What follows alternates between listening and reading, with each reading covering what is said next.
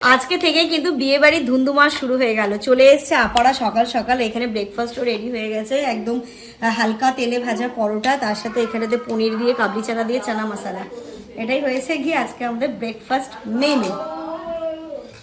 শসা, স্মেল তো খুব দারুণ বেরোচ্ছে। হ্যাঁ জানি না দাদু তো খাবেন না এগুলো নাকি? না খাবে না, দাদু খায় না এগুলো। দাদু, তুমি আর দাদু মানে টম এন্ড জেরির মতো তোমরা না করছো। দাদুর মুখে পান ফেলবে না তো। দাদু খায় এগুলো, সকাল সকাল বয়স্ক মানুষ খাবে না।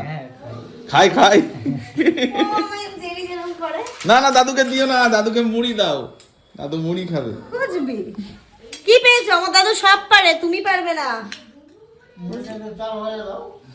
মুড়ি না থাকলে চাল ভাজা দাও। আয়ান আয়ান আয়ান ইনায়া, এই ট্যাঙ্কি ফুল হয়েছে।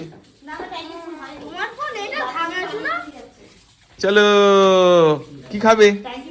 কি খাবে আম্মা? কি খাবে?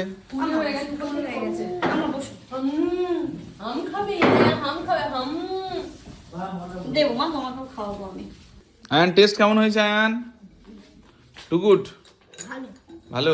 দাদু টেস্ট ভালো হয়েছে? দাদু বদনাম করবে না, কিন্তু আমি করেছি। ও দাদু ভালো হয়েছে? ভালো। কি হলো তাহলে? তোমার পত্নীর নাম তুমি ডুবালা। তুমি বুঝতে পারছো কাদের সামনে বলেছো? যা, মান সম্মান সব শেষ তোমার।